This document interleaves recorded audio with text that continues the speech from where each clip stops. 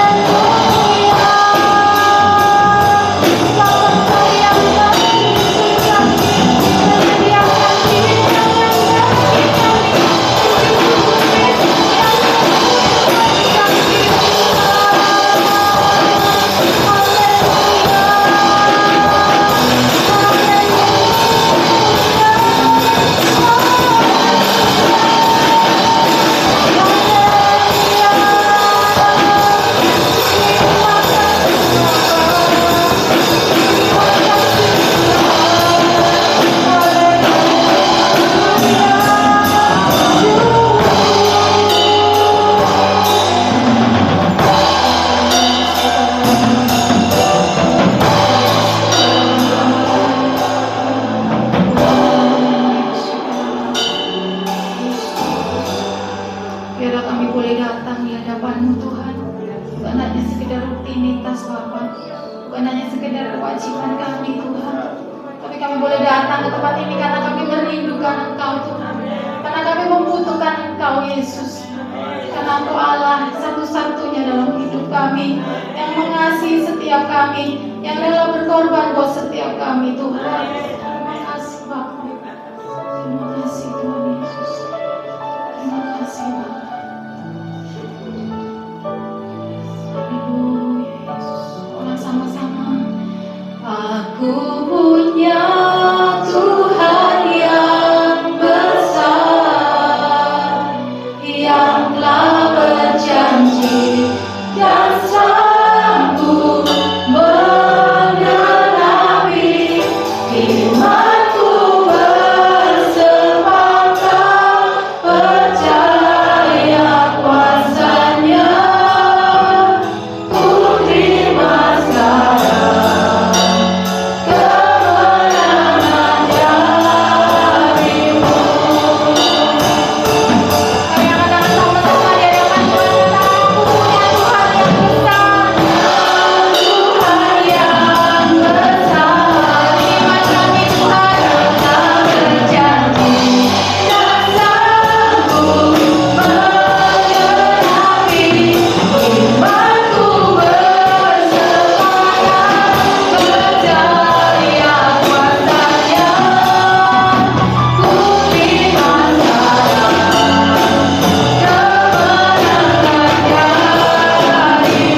kemenangan darimu.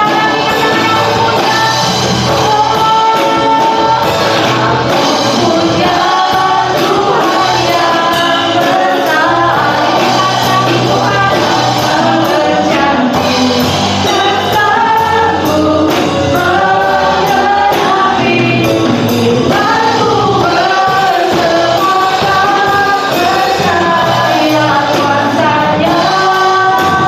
Ku terima sekarang kemenangan darimu.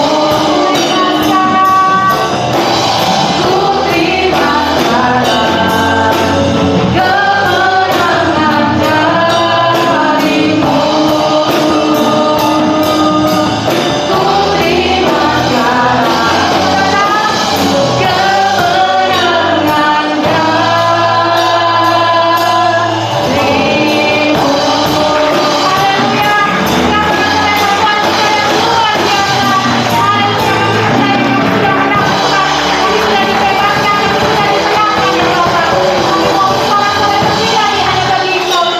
hanya di dalam nama Tuhan Yesus Kristus yang siap untuk memuji Tuhan. Katakan sama-sama, amin. Saya lagi buka sorak-sorai buat Tuhan kita yang hidup. Haleluya. Kita bersyukur sebab Dia baik, amin. Haleluya.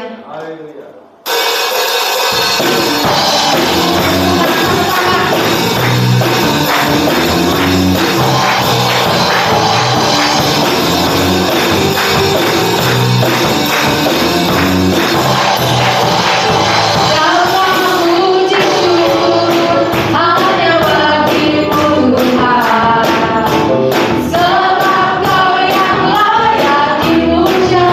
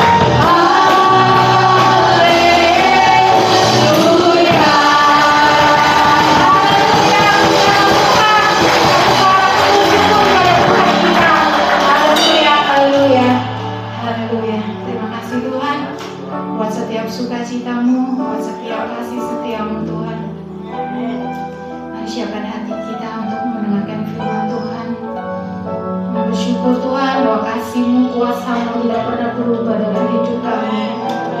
Haleluya Yesus.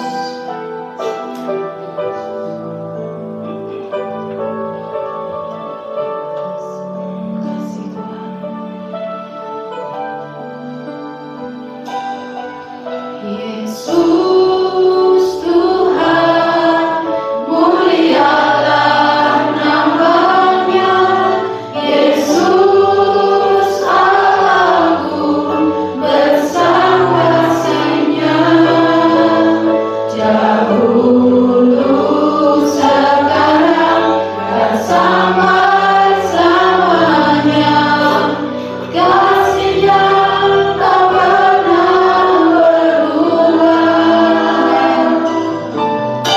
Yesus Tuhan, mulialah nama-Nya. Yesus Allahku, besar kuasa-Nya.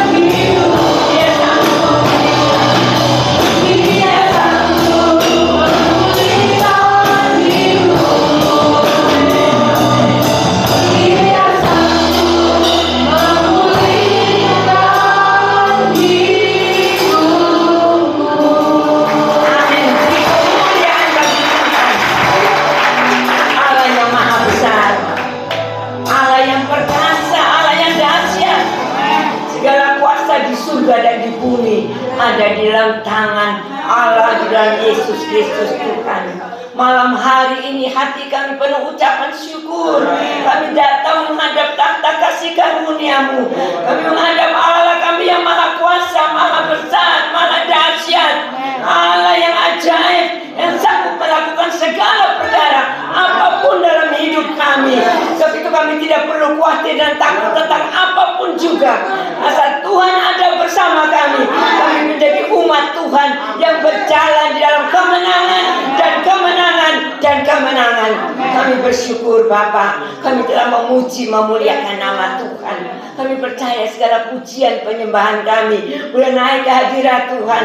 Kami tahu pujian yang kami naikkan dengan hati yang sungguh rindu untuk menyenangkan hati Tuhan, untuk memuliakan nama Tuhan, untuk menyanjung Tuhan, sudah sampai ke hadirat-Mu dan menarik kuasa Allah. Kuasa Tuhan hadir di tengah-tengah kami pada sore hari ini untuk memberkati setiap kami lewat kebenaran firman yang akan kami terima. Kami mau siapkan hati kami, kami siapkan pendengaran kami siapkan sungguh-sungguh dengan rasa haus dan lapar akan firman kebenaran-Mu Tuhan, supaya malam hari ini benar-benar kami dipuaskan oleh kuasa firman-Mu. Kami boleh mengenal Allah dalam Yesus Kristus, Allah yang ajaib. Lebih lagi kami mengenal pribadi Tuhan yang nyata dalam setiap langkah hidup kami. Urapi hamba-Mu Bapak Gembala yang akan menyampaikan kebenaran firman-Mu. Bila apa yang hamba-Mu sampaikan yang telah Tuhan persiapkan, itu boleh sampai kepada setiap kami, pribadi lepas pribadi. Kami terima dengan iman, kami terima dengan sukacita, dan firman itu menjadi rema bagi setiap kami. Kami pulang nanti dari tempat ini, kami membawa damai sejahtera, sukacita, kemenangan, dan berkat yang melimpah dalam hidup kami. Terima kasih Bapa, terpujilah nama-Mu.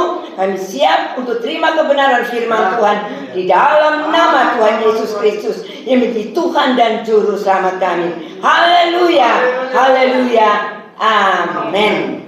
Silakan duduk kembali. Ya, silakan duduk kembali. Shalom.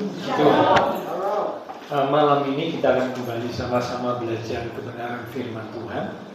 Judul renungan firman Tuhan pada hari ini adalah tentang teguh dan berbuah.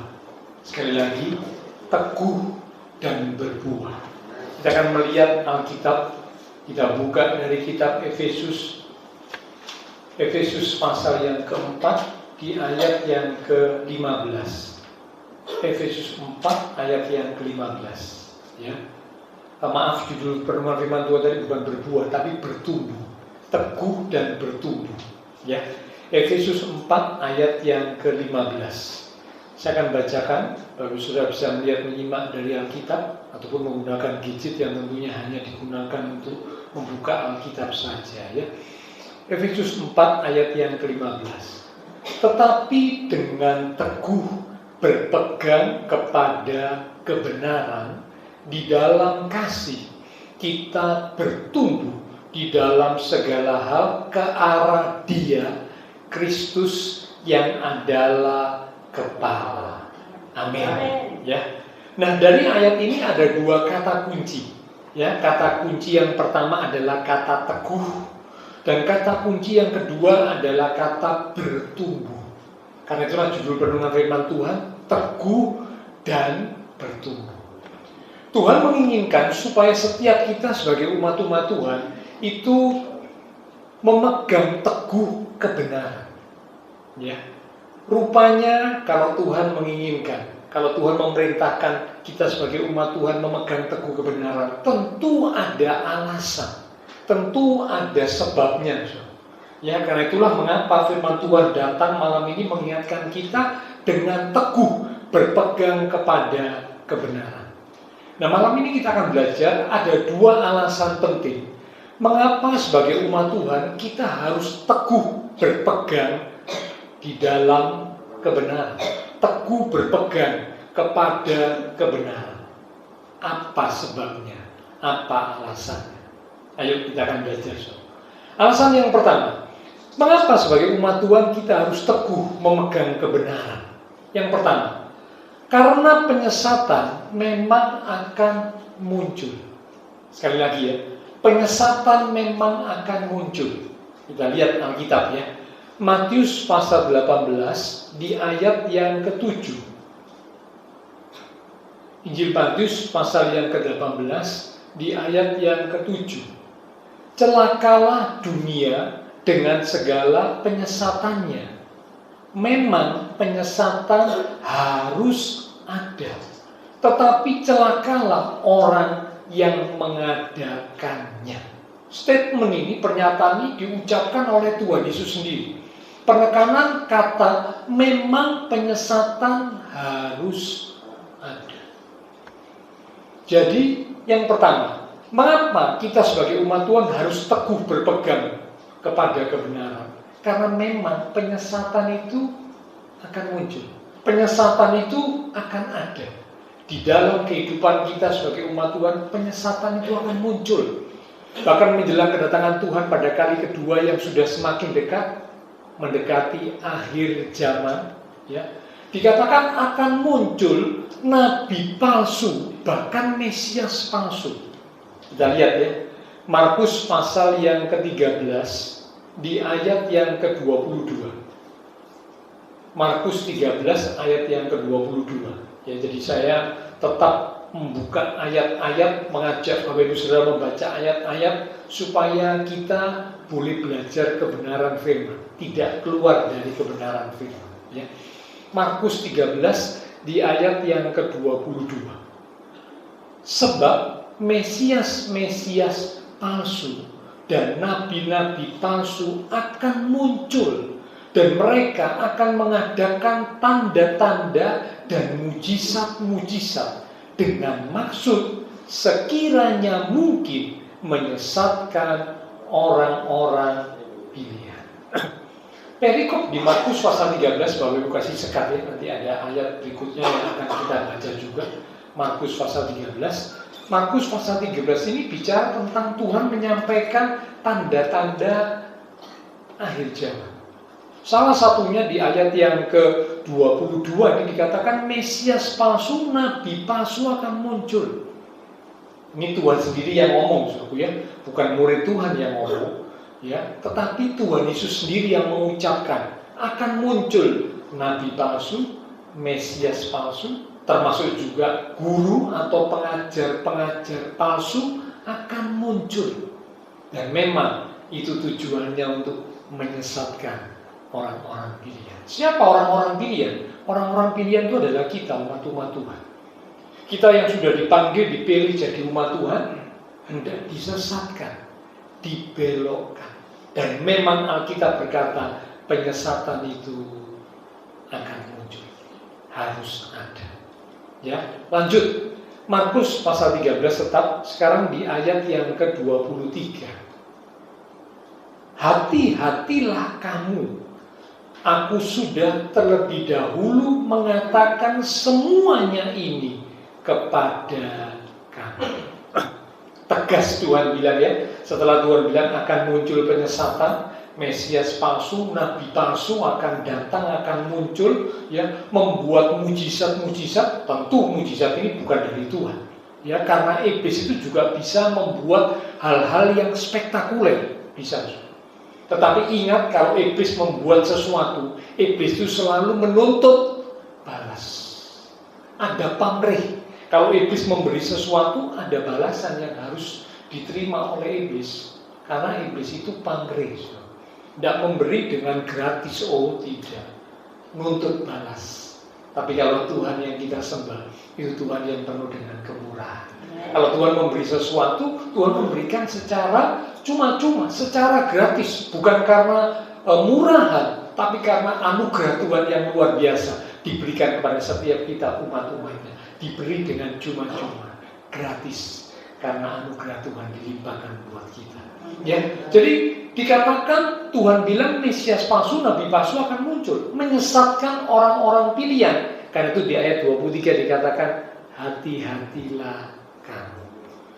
Nah, saya mengangkat tema ini, saudara, karena memang saya perhatikan semakin hari semakin banyak muncul pengajaran-pengajaran baru yang menyimpang atau keluar dari kebenaran.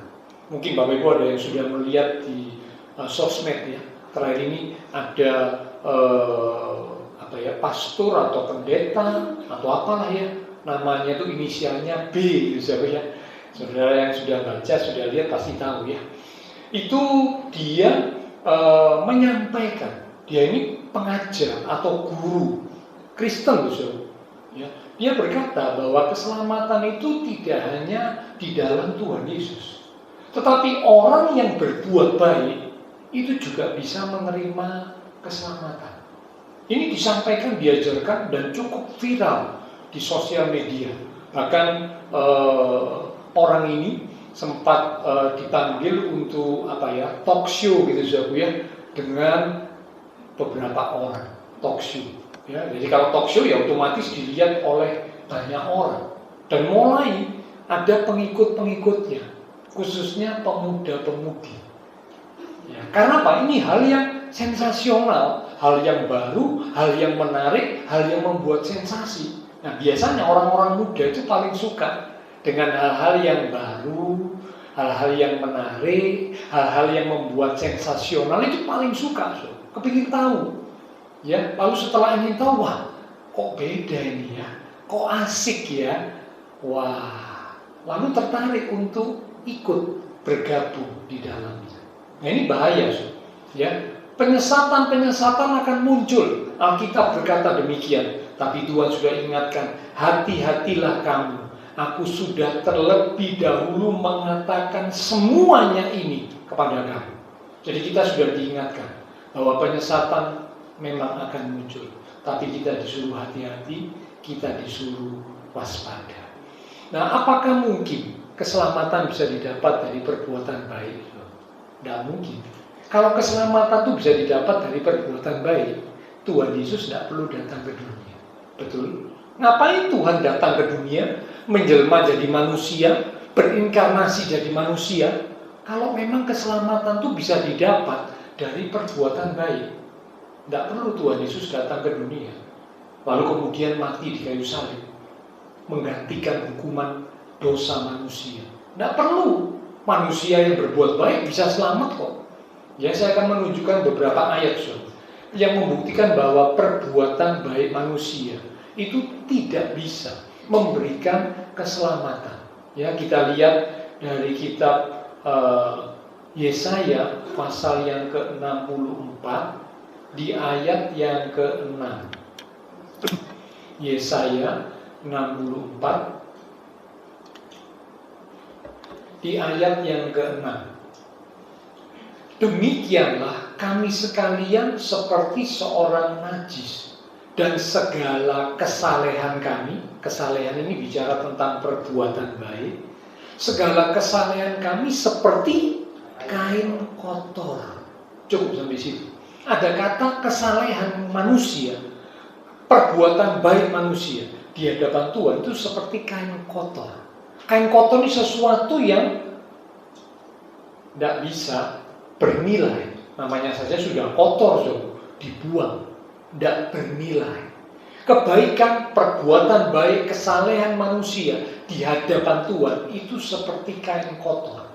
Kalau seperti kain kotor berarti tidak bernilai. Mungkinkah perbuatan baik manusia bisa menyelamatkan manusia dari dosanya?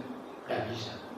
Satu ayat lagi, Efesus pada pasal yang kedua di ayat yang ke-8 sampai dengan ayat yang ke-9.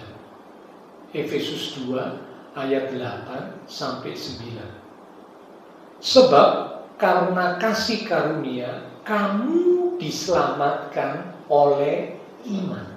Itu bukan hasil usahamu, tetapi pemberian Allah. Itu bukan hasil pekerjaanmu. Jangan ada orang yang memegahkan diri. Ayat ini kalau kita cermati dikatakan kita diselamatkan oleh iman percaya kepada Tuhan Yesus yang sudah mati buat kita. Dan ditegaskan sampai 2 kali, itu bukan hasil usahamu, itu bukan hasil pekerjaan. Artinya apa? Kalau ada orang berkata, saya berbuat baik, saya bisa selamat. Tidak bisa. Dengan tegas Alkitab berkata, Alkitab yang kita pegang, Alkitab yang kita percayai berkata bahwa Kita nggak bisa diselamatkan dengan hasil usaha, dengan hasil pekerjaan, dengan perbuatan baik kita. Nggak bisa. Seperti kain kotor, kata Yesus. Ya, tidak bernilai di hadapan Tuhan. Jadi kalau ada orang yang mengajarkan, menyampaikan, siapapun dia, ada keselamatan di luar Tuhan Yesus. Padahal ini seorang Kristen, pengajar Kristen, wah, penyesatan mulai terjadi. Ya, karena itu saya sangat berharap para umat Tuhan ya bisa teguh berpegang kepada kebenaran. Karena memang penyesatan akan muncul. Dan Tuhan bilang, aku sudah ngomong loh ya, aku sudah mengatakan kepadamu, hati-hatilah supaya kamu jangan disesatkan. Ya, para orang tua awasi anak-anak. Karena kan anak-anak ini biasanya namanya anak-anak ya, masih labil, pikirannya, kemauannya itu masih labil, tidak stabil, tidak punya prinsip yang kuat. Kadang-kadang mudah dipengaruhi, ya, mudah diajak-ajak, mudah diojo-ojoi. Itu kan anak-anak bisa begitu, ya.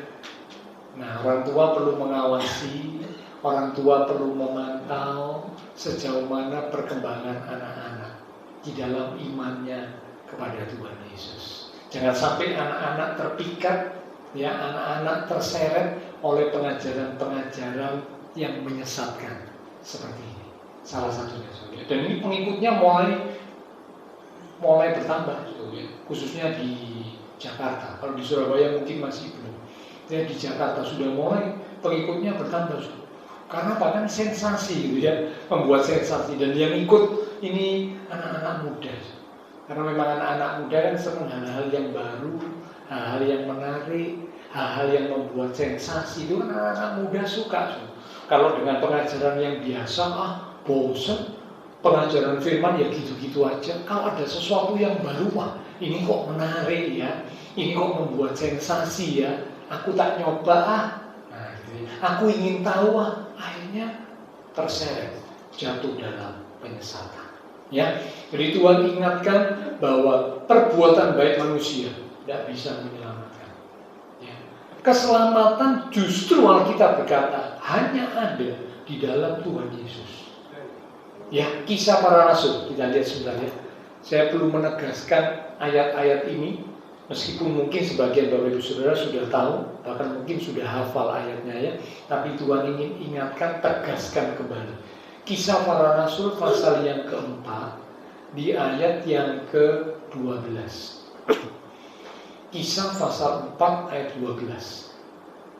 Dan keselamatan tidak ada di dalam siapapun juga selain di dalam Dia. Dianya ini besar, berarti Tuhan Yesus.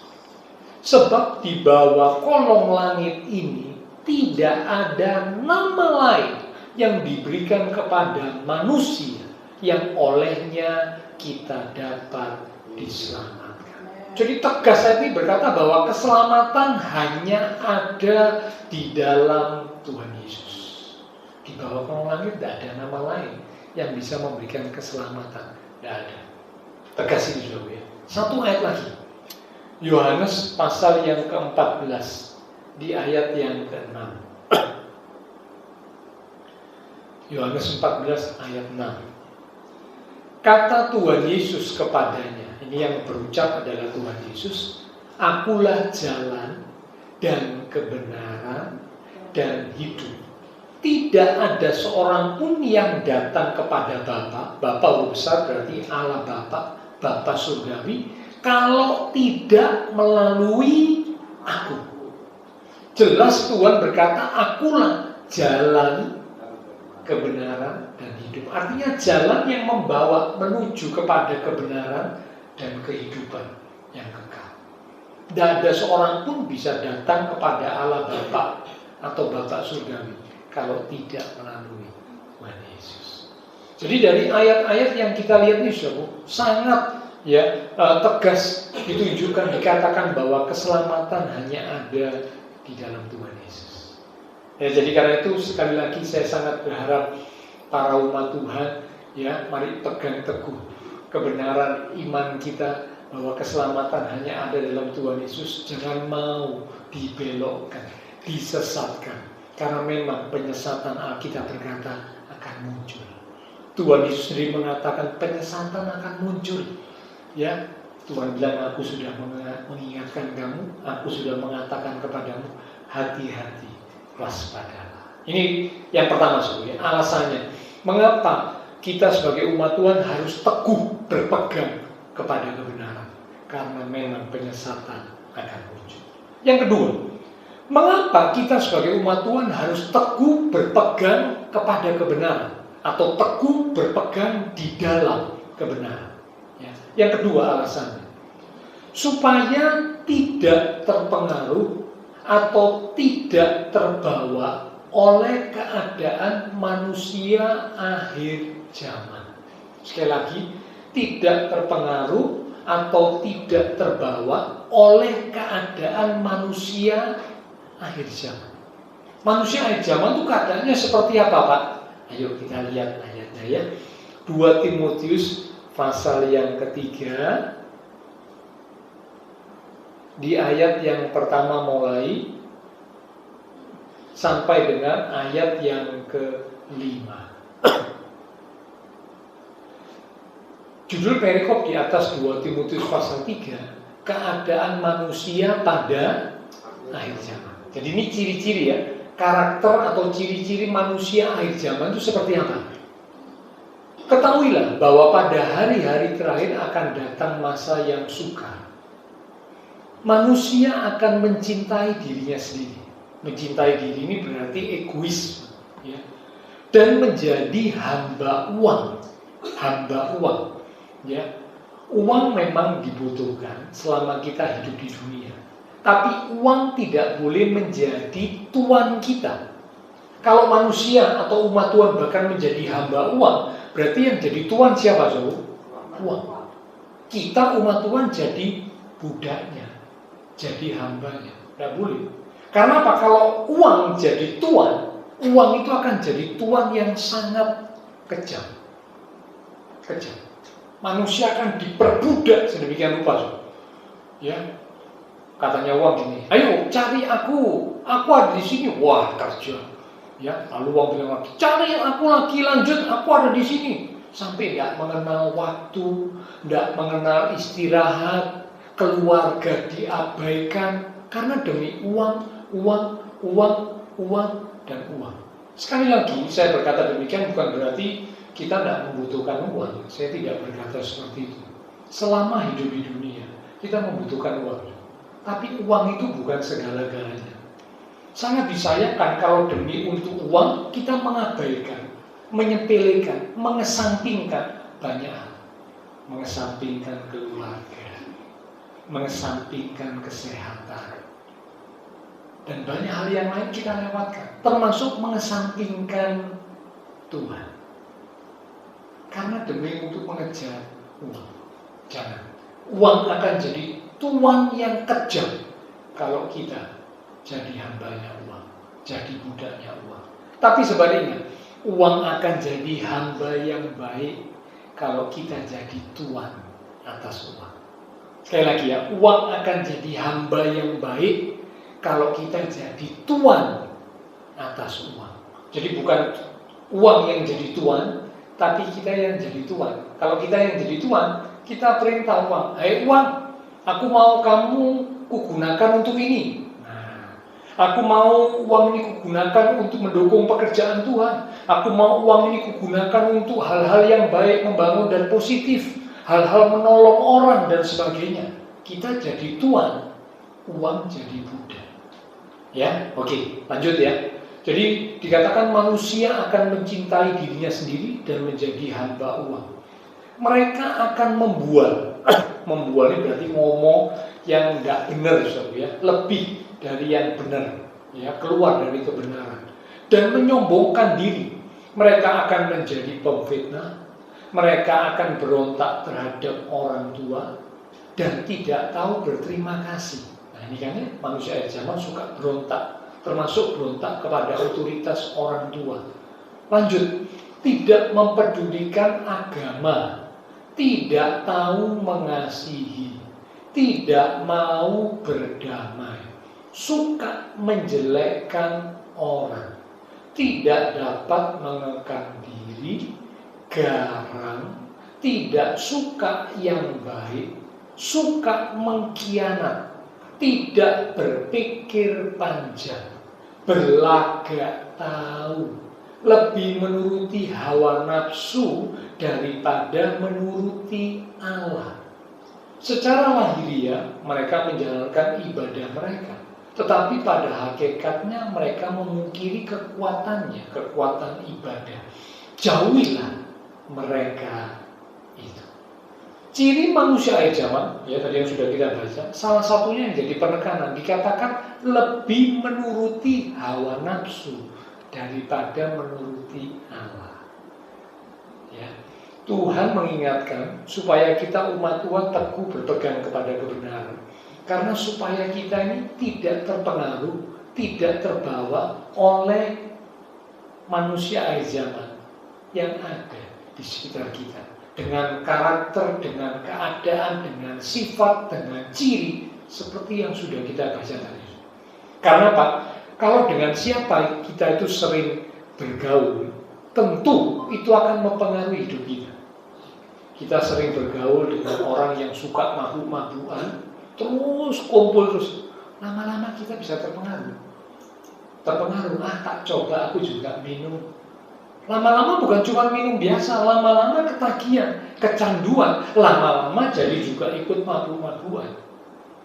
Dengan siapa kita sering bergaul, itu mempengaruhi kita. Alkitab berkata pergaulan yang buruk merusak kelakuan yang baik. Mengapa kelakuan yang baik bisa rusak? Karena ada pergaulan yang buruk. Jadi dengan siapa kita sering berkumpul, dengan siapa kita sering bertemu, dengan siapa kita sering bergaul, tentu itu akan mempengaruhi hidup kita. Bahkan ketika kita sudah berubah jadi baik, sering bergaul dengan orang yang tidak baik, tertular, terpengaruh, tertransfer. Ya kalau ditransferi uang, senang ya. Ini ditransferi hal-hal yang buruk, sifat-sifat kebiasaan yang buruk, wah, menghancurkan hidup kita. Nah, Tuhan ingatkan supaya kita ya pegang teguh kebenaran. Ya, mengapa? Karena keadaan manusia akhir zaman itu ciri-cirinya seperti itu. Mereka lebih menuruti hawa nafsu daripada menuruti Allah. Nah, karena menuruti hawa nafsu, maka kalau dengar sesuatu, itu senang mendengar hal-hal yang lebih menyenangkan telinga. Satu ayat berkata, 2 Timotius pada pasal yang keempat. Tadi kan pasal 3 ya, sekarang kita lihat pasal berikutnya. 2 Timotius 4, ayat yang ketiga sampai dengan ayat yang keempat. 2 Timotius 4 ayat 3 mulai. Karena akan datang waktunya, orang tidak dapat lagi menerima ajaran sehat. Tetapi mereka akan mengumpulkan guru-guru ini bicara tentang pengajar-pengajar, ya, menurut kehendaknya untuk memuaskan keinginan telinganya. Mereka akan memalingkan telinganya dari kebenaran. Jadi tadinya suka dengar kebenaran, tapi sekarang memalingkan telinganya dari kebenaran dan membukanya bagi dongeng. Dongeng bicara tentang sesuatu yang tidak sehat, sesuatu yang tidak benar.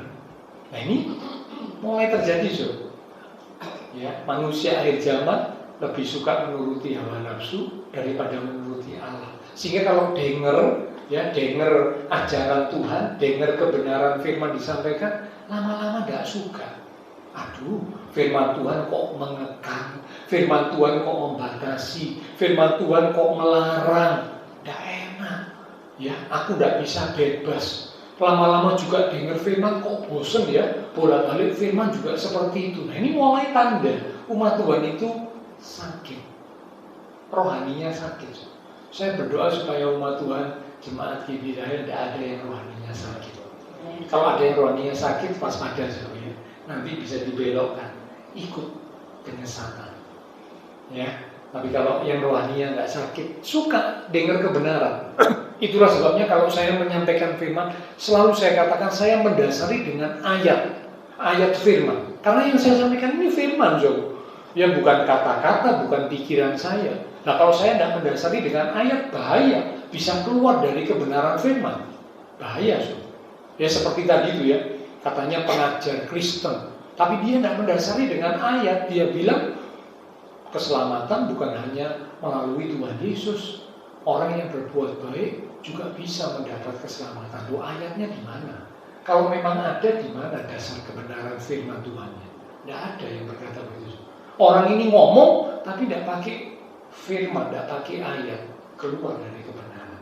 Ya, jadi karena itu saya sangat berharap Bapak Ibu Saudara, ya mari kita jadi umat Tuhan yang tidak terbawa, tidak terpengaruh oleh keadaan manusia di sekitar kita, manusia akhir zaman. Karena sekarang memang sudah semakin dekat tuh tanda-tanda kedatangan Tuhan pada kali yang kedua untuk menjemput kembali umatnya, yaitu sudah semakin dekat. Akhir zaman sudah semakin dekat. Adanya perang, adanya gempa bumi, adanya penyesatan, semua itu tanda-tanda bahwa kedatangan Tuhan yang kedua kali sudah semakin dekat. Nah, kita umat Tuhan mesti waspada, ya, jangan sampai kita terpengaruh. Jangan membuka telinga bagi ajaran yang salah. Sekali lagi, meskipun itu kelihatannya menyenangkan, didengar telinga, wah seneng ya, khotbahnya kok lucu ya. Loh, ini mau dengar kebenaran firman atau mau dengar dongeng, mau dengar lawak? Ya kalau mau dengar lawak atau mau dengar dongeng, ya bukan mendengar firman. Kalau mendengar firman ini kebenaran, ajaran yang sehat, justru ini telinga kita harus dibuka, teguh berpegang pada kebenaran. Kalau enggak nanti belok, suka dengar yang lain, termasuk dengar dongeng, dengar hal-hal yang tidak menyehatkan rohani kita, malah justru menghancurkan rohani kita. Nah, di waktu yang lalu saya pernah menyampaikan ya, waktu Tuhan ada di muka bumi, Tuhan Yesus sendiri, saudara ya, ketika Tuhan menyampaikan pesan kebenaran Tuhan sampaikan, orang-orang ada yang tidak suka, banyak yang tidak suka. Ayo kita lihat sebentar ya, ini sebuah contoh. Yohanes pasal 6 di ayat yang ke-60. Saya mengulang kalau mungkin yang lalu ada yang belum membaca, ya, belum mendengar tentang hal ini. Yohanes 6 ayat yang ke-60. Sesudah mendengar semuanya itu kalau Bapak Ibu baca ayat-ayat di atasnya itu perkataan Tuhan Yesus. Tentang Tuhan mengajarkan, akulah roti hidup, akulah roti yang turun dari surga. Itu statement atau pengajaran Tuhan Yesus, ya. Jadi kata sesudah mendengar semuanya itu bicara tentang pengajaran Tuhan.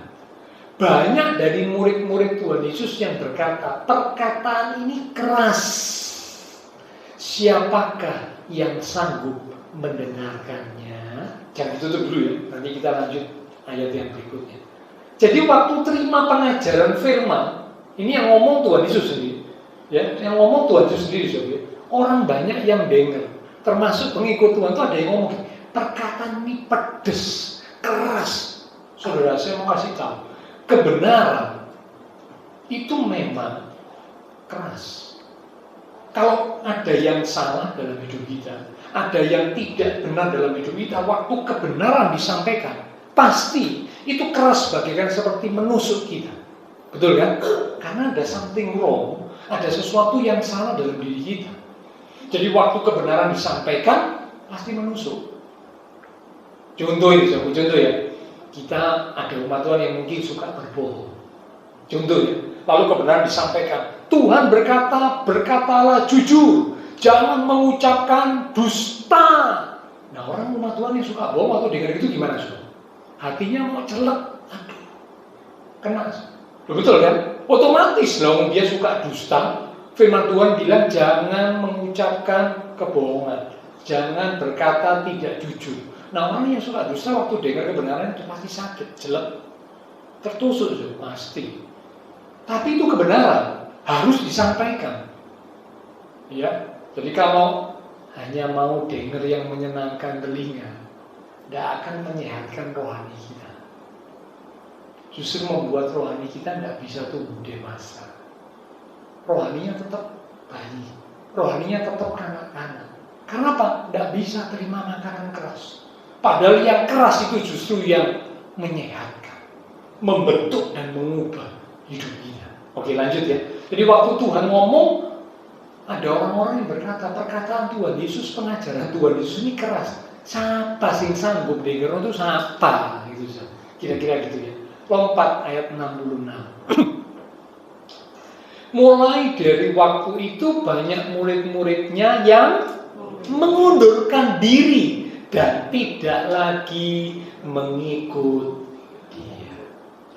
Jadi rupanya pada zaman Tuhan ada di muka bumi ketika Tuhan memperkatakan kebenaran, menyampaikan ajarannya. Ada bahkan banyak orang-orang yang kupingnya panas, merah, tidak tahan, karena mungkin merasa tertempelak, merasa tertusuk. Mereka bilang ngomongan ini keras, tajam. Siapa yang sanggup mendengarkan? Lalu di ayat 66 dikatakan, sejak waktu itu mulai banyak yang mengundurkan diri dan tidak lagi mengikut Tuhan.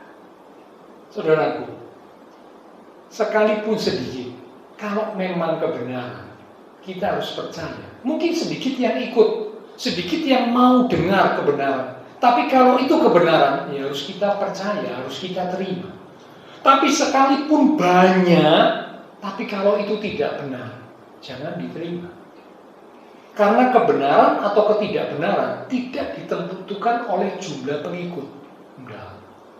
Ada orang yang salah berkata begini, yang banyak itu pasti benar. Ada yang ngomong gitu, saya pernah dengar. Pak, yang banyak, yang mayoritas, yang banyak itu pasti yang benar, Pak. Saya tanya saudara, apakah yang banyak pasti benar? Belum tentu. Belum tentu. Karena apa? Banyak orang suka dengar yang tidak sehat. Nah, kalau suka dengar tidak sehat, banyak orang ikut yang seperti itu, otomatis yang banyak orang itu, bukan sesuatu yang benar. Jadi kalau ada umat Tuhan hanya suka ikut-ikutan yang banyak, bahaya. Kalau itu di luar kebenaran, menyimpang dari kebenaran, bahaya, menyesatkan kita. Tapi sekalipun sedikit, tapi itu kebenaran, harus kita terima, kita percaya. Ya, buktinya waktu Tuhan Yesus sendiri ada di muka bumi, banyak yang meninggal. Nah, kalau Tuhan Yesus sendiri saja yang ngomong kebenaran itu ditinggalkan, ya, saudara bisa tahu ya, kira-kira seperti apa. Banyak orang yang memang hanya suka membuka telinganya bagi sesuatu yang tidak benar, yang tidak sehat. Yang penting kalau didengar itu senang, ya, menyenangkan. Itu yang mereka ikuti. Tapi umat Tuhan yang ngerti kebenaran justru tidak mau begitu. Justru dia rindu kebenaran firman, supaya kebenaran firman itu membuat imannya semakin bertumbuh. Ya, oke, kita lihat sebentar ya, Yohanes pasal 8 ayat 31 sampai 32. Yohanes 8 ayat 31 sampai 32. Maka katanya, nyawa besar, berarti sekali lagi ini perkataan Tuhan Yesus kepada orang-orang Yahudi yang percaya kepadanya, yang percaya kepada Tuhan Yesus. Jikalau kamu tetap dalam firman-Ku, kamu benar-benar adalah murid-Ku. Jadi yang tetap di dalam firman, yang tetap berpegang teguh kepada kebenaran, kamu adalah benar-benar murid-Ku. Dan kamu akan mengetahui kebenaran. Maksudnya semakin mengetahui, semakin lebih lagi mengetahui kebenaran. Dan kebenaran itu akan memerdekakan kamu. Jadi kalau yang tetap pegang firman, itulah yang benar-benar murid Tuhan sejati. Tapi kalau yang membuka telinganya hanya bagi dongeng, bagi hal-hal yang memuaskan telinga, nah ini bahaya. Maaf, itu belum tentu murid-murid Tuhan yang sejati. Belum tentu. Karena Tuhan bilang yang murid Tuhan yang benar-benar murid Tuhan yang sejati adalah yang tetap di dalam firman, tetap pegang firman. Ya, jadi itulah dua alasan mengapa Tuhan mengingatkan kita hari ini, supaya kita teguh berpegang kepada kebenaran. Alasan yang pertama, penyesatan pasti muncul, pasti akan ada, pasti muncul. Nah, kalau kita tidak pegang teguh kebenaran, terbawa. Yang kedua, manusia akhir zaman dengan ciri-ciri tadi seperti itu ya. Salah satunya lebih menuruti hawa nafsu daripada menuruti Allah. Nah, kalau kita hidup dalam kumpulan orang-orang yang seperti itu, lama-lama bisa terpengaruh, lebih menuruti hawa nafsu. Telinganya hanya dibuka bagi hal-hal yang menyenangkan. Ya, kalau ngomong kadang-kadang ngomongnya itu ngomong-ngomong yang nggak benar. Bahkan sering ada yang kalau ngomong itu ngomongnya itu ngomong-ngomong kotor. Ya, anak-anak muda dengan baik jangan terpengaruh dengan teman-teman yang suka ngomong kotor ya. Karena firman Tuhan berkata, pakailah perkataanmu untuk membangun. Jangan ada perkataan kotor keluar dari mulut.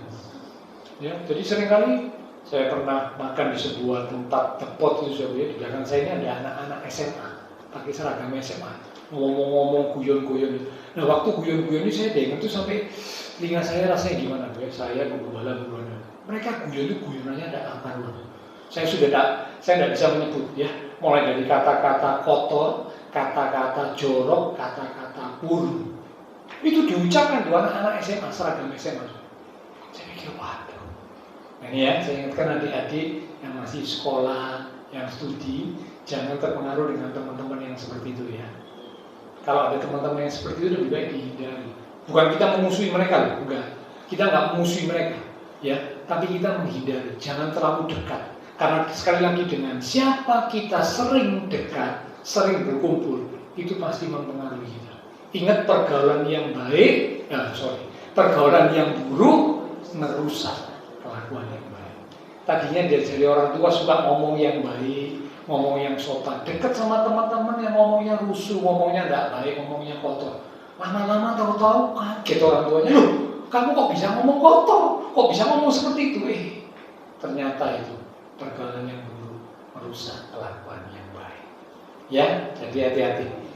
Jadi itulah dua alasan mengapa Tuhan menginginkan supaya kita teguh berpegang kepada kebenaran. Itu kata kunci yang pertama ya, teguh berpegang kepada kebenaran. Kata kunci yang kedua adalah bertumbuh. Ya. Efesus 4 ayat 15 tadi dikatakan bukan hanya teguh berpegang kepada kebenaran, tapi selanjutnya bertumbuh ke arah Dia, bertumbuh ke arah Kristus. Bagaimana kita bisa bertumbuh ke arah Kristus kalau kita tidak pegang teguh kebenaran? Nah, mungkin orang yang tidak pegang teguh kebenaran, orang yang mulai tersesat, apakah bisa bertumbuh ke arah Kristus? Nah mungkin karena Kristus itu mengajarkan kebenaran. Di dalam Kristus itu adanya cuma kebenaran. Nah, bagaimana mungkin seorang umat Tuhan bisa bertumbuh ke arah Kristus kalau dia tidak teguh berpegang pada kebenaran? Impossible. Tidak mungkin. Karena di dalam Kristus hanya ada kebenaran.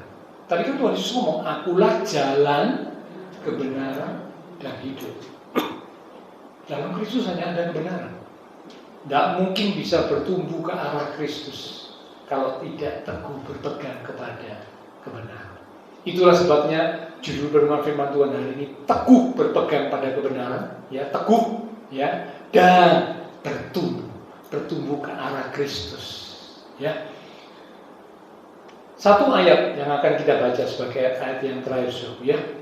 Di 2 Yohanes pasal pertama ayat yang ke-9. Pasal pertama itu maksudnya ya memang cuma satu pasal ya. 2 Yohanes ayat 9. Demikian firman Tuhan. Setiap orang yang tidak tinggal di dalam ajaran Kristus tetapi yang melangkah keluar dari situ, melangkah keluar dari ajaran Kristus, melangkah keluar dari ajaran yang sehat, mulai tersesat, ikut ajaran sesat, tidak memiliki Allah. Barang siapa tinggal di dalam ajaran itu, ia memiliki bapa maupun anak. Saya bacakan dalam terjemahan yang lain. Ya, terjemahan yang lain yang saya lihat itu lebih membantu kita untuk mendapat pengertian yang lebih jelas. Terjemahan yang lain dari 2 Yohanes 1 ayat 9 ini berkata begini ya.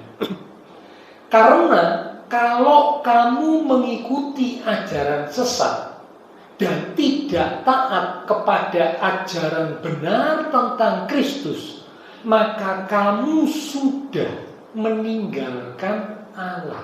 Saya ulang. Kalau kamu mengikuti ajaran sesat dan tidak taat kepada ajaran benar tentang Kristus, maka kamu sudah meninggalkan Allah. Jadi kalau ada umat Tuhan yang ikut terpengaruh dengan ajaran sesat, tidak lagi suka ajaran sehat, tidak lagi suka kebenaran yang menyehatkan rohani kita, Alkitab ini berkata kamu sudah meninggalkan Allah. Sudah meninggalkan Allah. Tanpa disadari sudah meninggalkan Tuhan. Ya. Oke, lanjut ya. Tetapi kalau kamu tetap mengikuti ajaran Kristus, maka kamu tetap mempunyai hubungan erat dengan Allah Bapa dan Anaknya. Saya ulang ya. Kalau kamu mengikuti ajaran sesat dan tidak taat kepada ajaran benar tentang Kristus, maka kamu sudah meninggalkan Allah. Tetapi kalau kamu tetap mengikuti ajaran Kristus, ajaran kebenaran yang sehat itu, maka kamu tetap mempunyai hubungan erat dengan Allah Bapa dan Anaknya. Jadi jelas ya, kalau kita umat Tuhan rindu untuk senantiasa punya hubungan yang dekat, hubungan yang erat dengan Tuhan, tidak meninggalkan Tuhan, maka kita tidak boleh ya terpengaruh, terbawa, bahkan mengikuti ajaran yang tidak benar. Tidak boleh.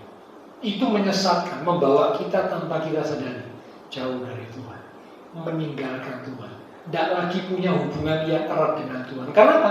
Tidak mengikuti ajaran Tuhan yang benar, tidak mengikuti ajaran Tuhan yang menyehatkan rohani kita, tidak. Tapi malah membuka telinga bagi dongeng, membuka telinga bagi hal yang bisa menyenangkan telinga. Itu tidak sehat. Itu berarti kita mulai meninggalkan Tuhan tanpa kita sadar. Ya, jadi malam ini, sore malam ini Tuhan ingatkan setiap kita sebagai umat-umat Tuhan, ayo teguh. Maksudnya teguh berpegang kepada kebenaran. Barulah kemudian kita bisa bertumbuh ke arah Kristus yang adalah kepala. Ayat penutup, Kolose pasal 1 di ayat yang ke-23. Kitab Kolose pasal yang pertama di ayat yang ke-23. Demikian firman Tuhan. Sebab itu kamu harus bertekun dalam iman, tetap teguh dan tidak bergoncang. Ada kata harus.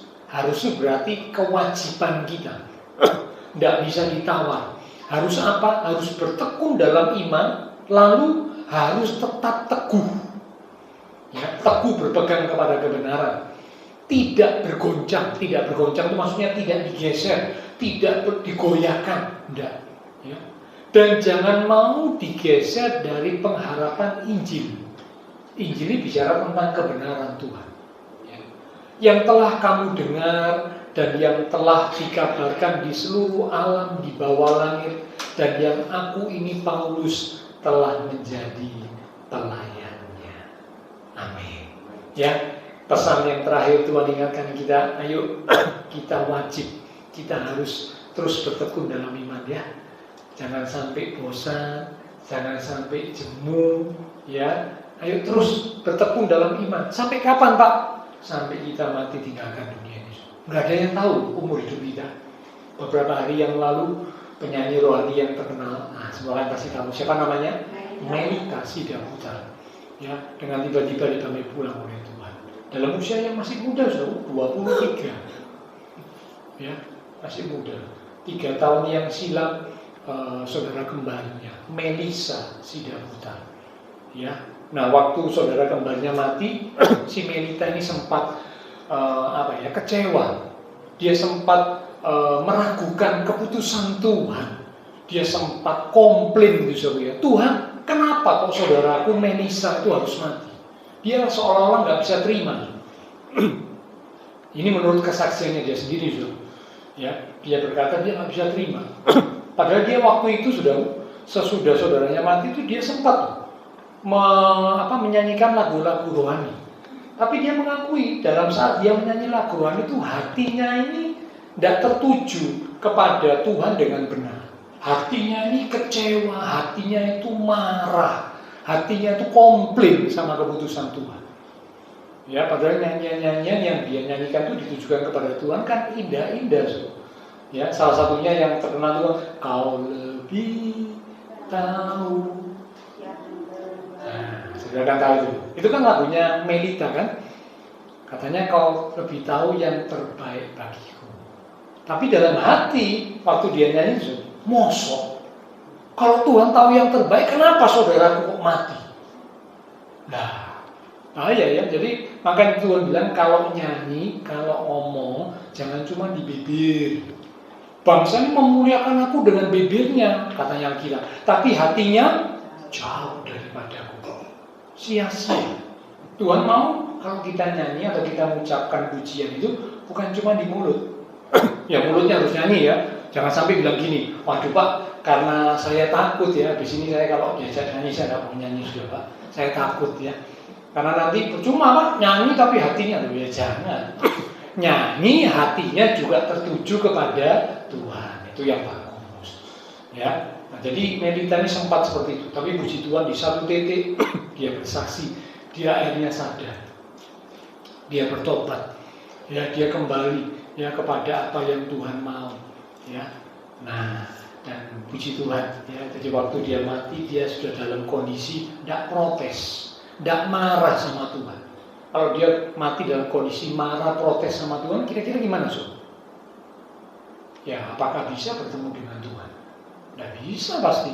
Ada hal yang tidak beres, ada dosa yang disimpan, tidak bisa ketemu Tuhan. Tapi puji Tuhan dia sudah beres. Ya, dia bersaksi, dia minta ampun sama Tuhan, dia tinggalkan itu semua yang tidak benar itu ya. Dia mau hidup di dalam kebenaran, dia belajar untuk melayani lebih sungguh. Bahkan terakhir itu katanya sampai waktu dia memuji Tuhan itu kondisi yang mungkin kurang fit pun dia rindu memuji Tuhan. Ya, nah sampai akhirnya waktunya tiba dia dipanggil pulang. Gak ada yang tahu umur hidup manusia itu, gak ada yang tahu.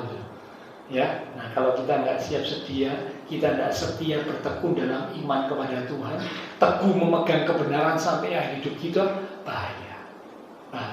Tiba waktunya Tuhan panggil pulang kita, gimana tempatnya? Masuk surga? Iya kalau masuk surga, so. Nah kalau tidak tetap di dalam kebenaran Tuhan, tidak tetap di dalam Tuhan, mau masuk surga. Katanya tadi firman Tuhan bilang kalau kamu tidak tetap dalam Tuhan, tidak tetap dalam kebenaran Tuhan, kamu itu berarti sudah meninggalkan Tuhan. Sudah tidak punya hubungan yang erat dengan Tuhan. Nah kalau sudah meninggalkan Tuhan, apa bisa masuk surga? Tidak bisa, so. Ya, jadi malam ini firman Tuhan mengingatkan setiap kita, tentunya termasuk saya, supaya kita teguh berpegang kepada kebenaran dan bertumbuh ke arah Kristus yang adalah kepala. Amin. Ya, firman Tuhan boleh jadi berkat untuk kita sekalian. Mungkin firman Tuhan keras gitu ya, tapi justru itu kebenaran. Ya, keras itu kalau benar ya mesti diterima, so. Ya, apa gunanya omongan yang menyenangkan telinga tapi bukan kebenaran, menyesatkan. Tapi kebenaran sekalipun keras itu yang menyehatkan rohani kita. Tuhan berkati kita. Mari sama-sama kita bangkit berdiri.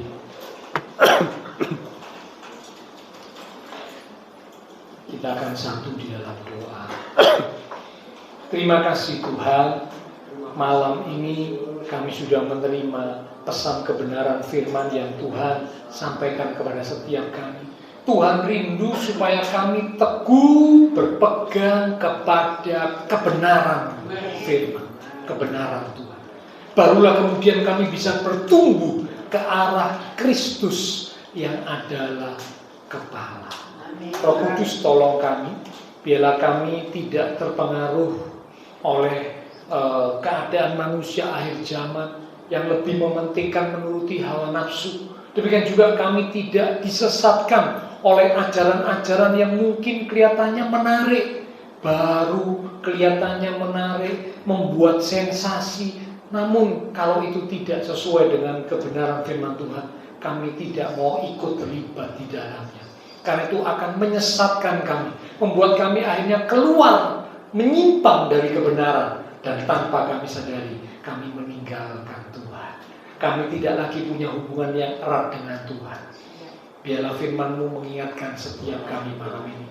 Hamba terbatas untuk menyampaikan, Roh Kudus yang terus akan mengingatkan, sehingga setiap jemaat Tuhan boleh menjadi jemaat-jemaat Tuhan yang semakin cinta Tuhan, semakin cinta kebenaran, membuka telinganya, hatinya hanya untuk kebenaran Tuhan.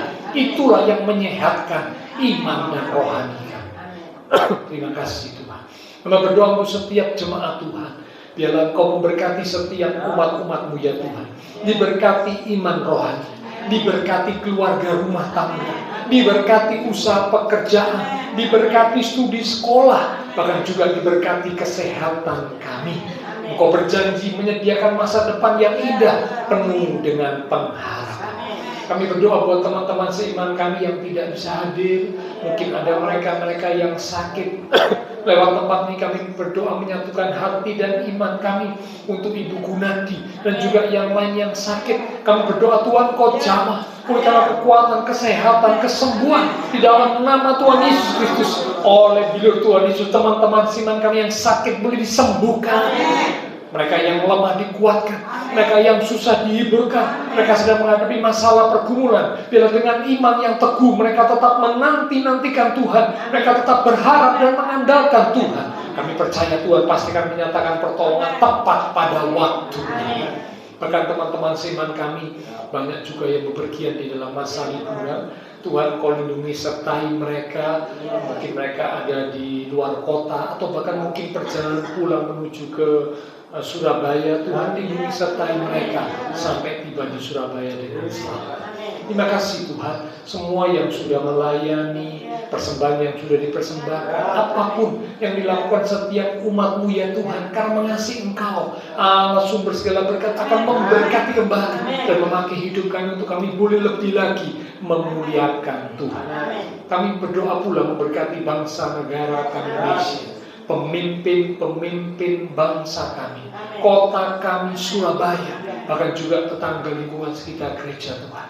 Memberkati setiap jemaat Tuhan yang berulang tahun sepanjang minggu ini, dengan pertambahan usia yang Tuhan beri, membawa kami semakin dekat Tuhan, semakin sungguh-sungguh di dalam Tuhan. Terima kasih Tuhan. Setelah selesai ibadah, kami akan berpisah satu dengan yang lain. Kami akan kembali ke aktivitas kami masing-masing.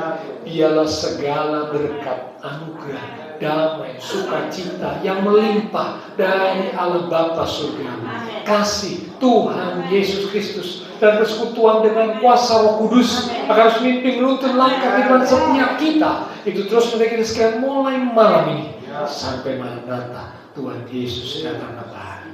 Di dalam nama Tuhan Yesus Kristus, semua yang percaya diberkati Tuhan. Mari bersama dengan iman kita berkata, Amin. Tuhan berkati kita sekalian. Sampai berjumpa di waktu yang akan datang.